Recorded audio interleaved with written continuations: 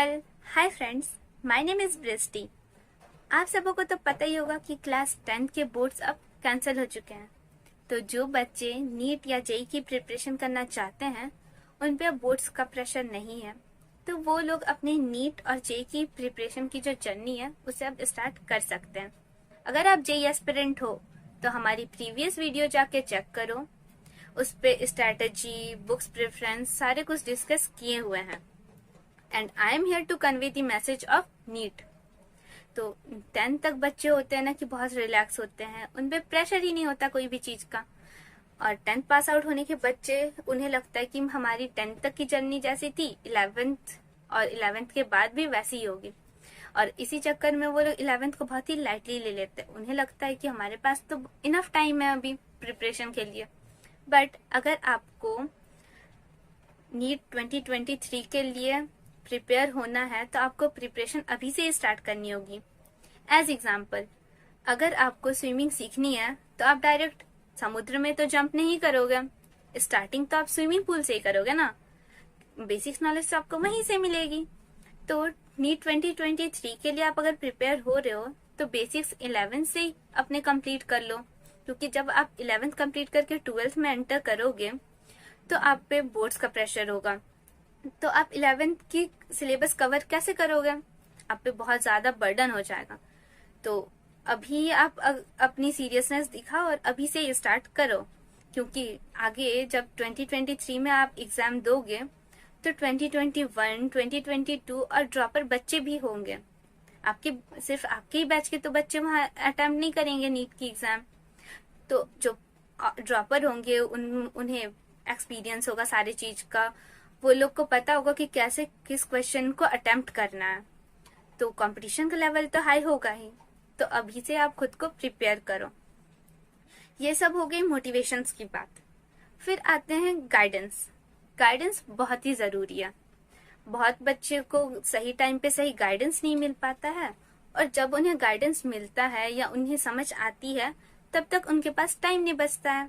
तो इसीलिए अभी आपको चूज करना होगा कि आपको ऑफलाइन क्लासेस अटेंड करनी है, ऑनलाइन क्लासेस अटेंड करनी है।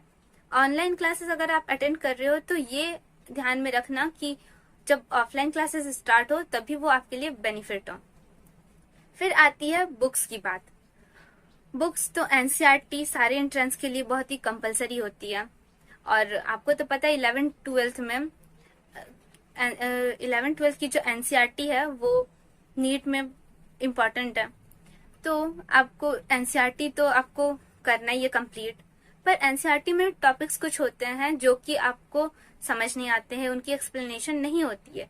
तो उन्हें क्लियर करने के लिए आपको रेफरेंस बुक की हेल्प लेनी पड़ेगी। तो कुछ रेफरेंस बुक है जिसे मैं सजेस्ट करना चाहूंगी। फिजिक्स के लिए है objective physics by DC Pandey, concept of physics by HC Verma, fundamental physics by Pradeep.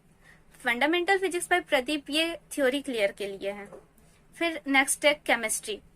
Chemistry में physical chemistry by OP Tandon, concise inorganic chemistry by JD Lee, organic chemistry के लिए एमएस चौहान।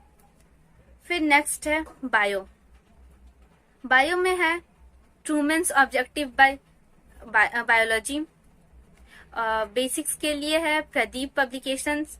और अगर आपको क्वेश्चन प्रैक्टिस करनी है तो उसके लिए MEG NCERT at your finger tips, ये आपके लिए हेल्पफुल होंगी। फिर प्रीवियस ईयर क्वेश्चंस के लिए एल्टाइज, वर्टेक्स, ओसवाल बुक्स, ये आपके लिए हेल्पफुल होंगी।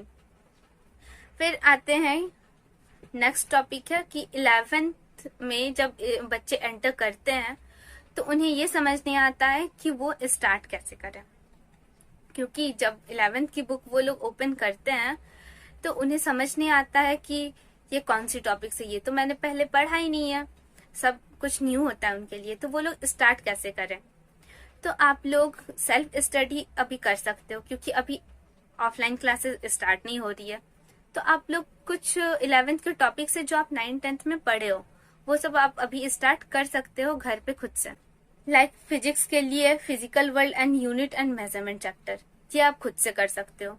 केमिस्ट्री में some basic concept of chemistry, structure and atom, ये तो आप 9th में पढ़ चुके हो। फिर इन्वायरमेंटल केमिस्ट्री, ये भी आप कंप्लीट कर सकते हो खुद से। फिर आते हैं बायो में। बायो में द लिविंग वर्ल्ड और ह्यूमन फिजियोलॉजी। ह्यूमन फिजियोलॉजी तो आपने 10th में भी पढ़ा है, तो आपके लिए उतना हार्ड नहीं होगा, और ये सब आप अपनी सेल्फ स्टडी से कंप्लीट कर सकते हो अभी। और फिर आता है पीसीबी स्टूडेंट्स का मेन प्रॉब्लम, फिजिक्स। फिजिक्स में होता है कि न्यूमेरिकल्स होता है, और आप लोग होते हो बायो स्टूडेंट्स, तो प्रॉब्लम तो होती है। तो आपको करना क्या है कि फिजिक्स में उसके न्यूमेरिकल सॉल्व करने के लिए मैथ्स के कुछ फॉर्मूलाज, कुछ कॉन्सेप्ट्स आपको क्लियर करने होंगे, इसलिए आप थोड़ा उस पर ध्यान देना ताकि फिजिक्स आपकी क्लियर हो। फिर आते हैं कि मार्किंग टोटल मार्क्स में हाफ बायोलॉजी से होता है और फिजिक्स और केमिस्ट्री से हाफ होता है, तो आपको पता होना चाहिए कि आपको कौन से सब्जेक्ट में कितना टाइम देना है।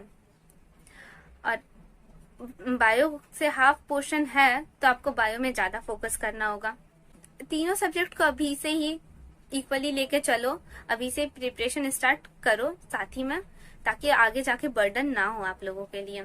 और मेन पॉइंट है कि नेगेटिविटी से दूर रहो। फैमिली में इश्यूज होती है, बहुत सारे डिस्ट्रैक्शंस होते हैं, सबसे दूर रहो, क्योंकि अभी आपको फोकस अपने नीड पे करना होगा। और आपको तो पता ही होगा कि ये बोलना बहुत ही ईजी है, सब बोलते हैं नथिंग इज इम्पॉसिबल, बट इसे पॉसिबल करने के लिए आपको 3 चीज हमेशा माइंड में रखनी पड़ेगी। पॉजिटिव माइंडसेट, हार्ड वर्क, और थर्ड है डेडिकेशन। ये तीनों आपको हमेशा माइंड में लेके चलना है कि आपको नीट के लिए ये इम्पोर्टेंट होगी, ये आपको सोचना है। अभी बहुत बच्चे होते हैं ना कि हाँ 11 तक बहुत जोश होता है कि हाँ नीट क्लियर करनी है, डॉक्टर बनना है, ये वो, बट धीरे धीरे धीरे धीरे ये कम होता है। तो आई होप कि अभी जो इतनी सीरियसनेस आप दिखा रहे हो वो आगे भी मेंटेन रख पाओ। Wish you all the best. Thank you, bye.